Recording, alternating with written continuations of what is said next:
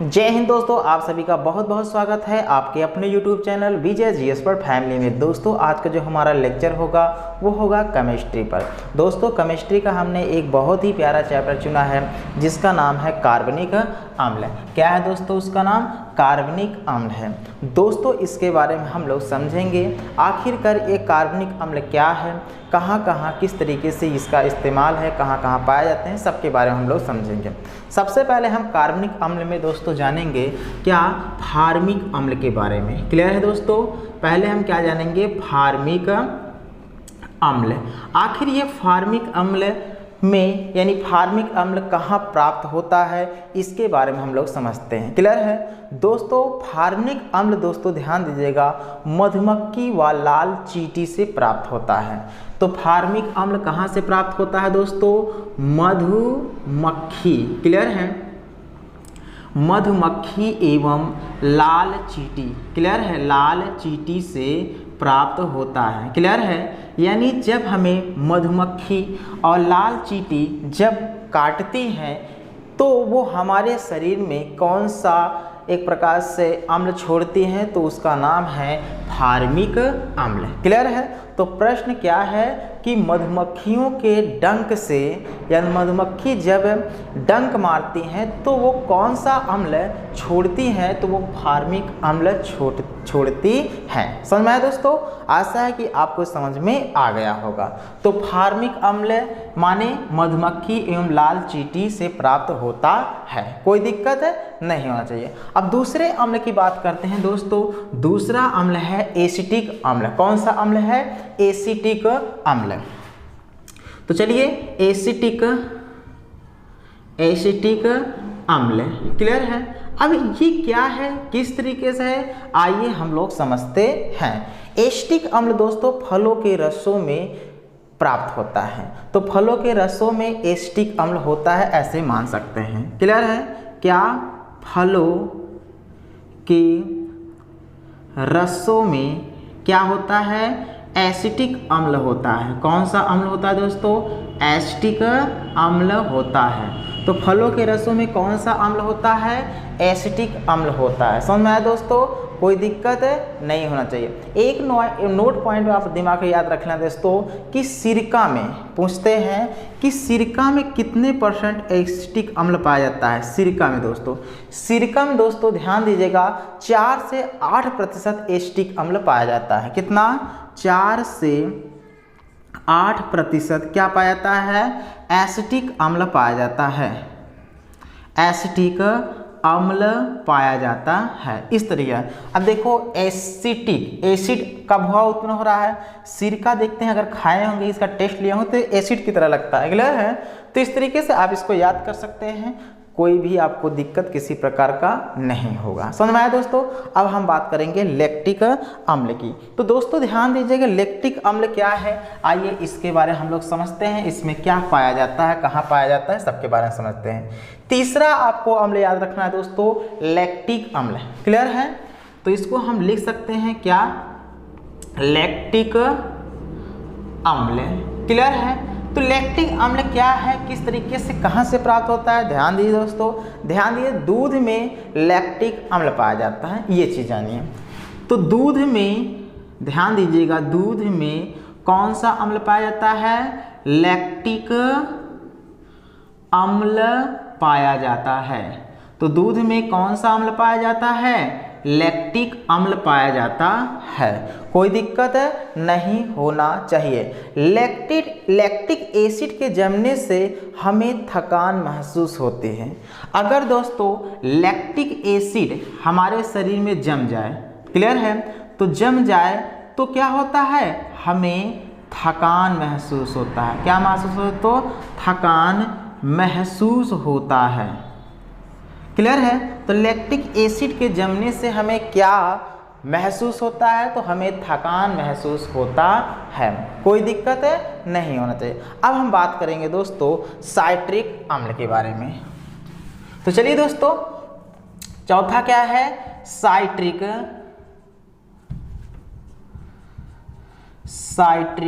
अम्ल।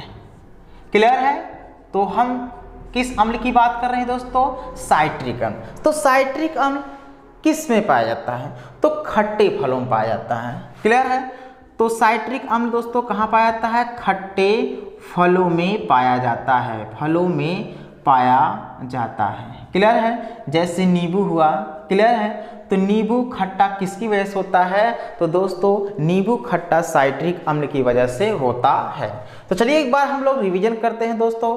फार्मिक अम्ल ध्यान दीजिए कहाँ से प्राप्त होता है? तो मधुमक्खी व लाल चींटियों के काटने से हमें कौन सा मतलब फार्मिक अम्ल हमारे शरीर में प्रवेश करता है। क्लियर है? या ऐसे ही बोल सकते हैं कि मधुमक्खियों के डंक से कौन सा अम्ल, यानी मधुमक्खियां जब डंक मारती हैं आपके शरीर में तो कौन सा अम्ल छोड़ती हैं? तो वो फार्मिक अम्ल छोड़ती हैं। एसिटिक अम्ल में दोस्तों क्या होता है? एसिटिक अम्ल फलों के रसों में एसिटिक अम्ल होता है। लैक्टिक अम्ल दोस्तों दूध में पाया जाता है और साइट्रिक अम्ल दोस्तों खट्टे फलों में पाया जाता है। जैसे नींबू वगैरह में क्या होता है? साइट्रिक अम्ल ही उपस्थित होते हैं। आइए बात करते हैं नेक्स्ट दोस्तों, जानेंगे अब ऑक्जेलिक अम्ल। किसके बारे में जानेंगे? ऑक्जेलिक अम्ल के बारे में। ऑक्जेलिक अम्ल, तो ऑक्जेलिक अम्ल के बारे में हम लोग समझते हैं। सबसे पहले जानेंगे कि ये प्राप्त किया जाता है तो एक सॉरेल का वृक्ष होता है। कौन सा वृक्ष दोस्तों? सॉरेल। सॉरेल के वृक्ष से, क्लियर है, वृक्ष से प्राप्त होता है,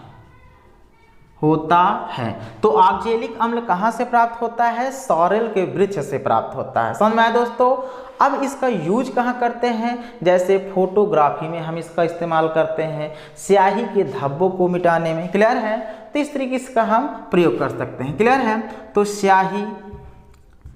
स्याही के धब्बों को हटाने में। क्लियर है?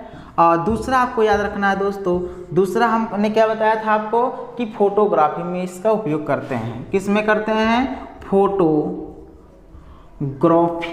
में इसका इस्तेमाल करते हैं दोस्तों। क्लियर है? इस्तेमाल करते हैं, तो फोटोग्राफी में इसका हम इस्तेमाल करते हैं या उपयोग करते हैं। क्लियर है? ये पॉइंट आपने दिमाग पे सेट कर लीजिए। तो ऑक्जेलिक अम्ल कहाँ से प्राप्त होता है? सॉरेल के वृक्ष से। इसका यूज कहाँ करते हैं? स्याही के धब्बों को हटाने में, फलों को पकाने में। समझ में आया दोस्तों? कोई दिक्कत नहीं। लैक्टिक एसिड कहाँ से प्राप्त होता है? लैक्टिक अम्ल दोस्तों कहाँ से प्राप्त होता है? दूध से प्राप्त होता है, यही बताया था ना। तो एसिटिक सिरका हुआ, और फार्मिक मधुमक्खी और लाल चींटियों के काटने से प्राप्त होता है। और ऑक्जेलिक अम्ल दोस्तों सॉरेल के वृक्ष से प्राप्त होता है। अब हम बात करेंगे टार्टेरिक अम्ल की। किसकी बात करने वाले हैं? टार्टेरिक अम्ल की। टार्टेरिक अम्ल, तो ये किसमें पाया जाता है? आइए हम लोग समझते हैं। तो दोस्तों टार्टेरिक अम्ल की बात करते हैं तो ये इमली में पाया जाता है। कहाँ पाया जाता है? इमली। तो इमली में कौन सा अम्ल पाया जाता है? टार्टेरिक है। क्लियर है?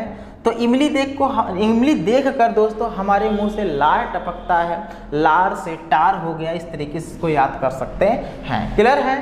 तो इमली में कौन सा अम्ल पाया जाता है? टार्टेरिक अम्ल पाया जाता है। क्लियर है? अंगूर में भी टार्टेरिक अम्ल होता है और बेकिंग पाउडर में भी, ये भी जानते रहिए। तो अंगूर और बेकिंग पाउडर, तो इन तीनों में दोस्तों कौन सा अम्ल पाया जाता है? टार्टेरिक अम्ल पाया जाता है। समझ में आया दोस्तों?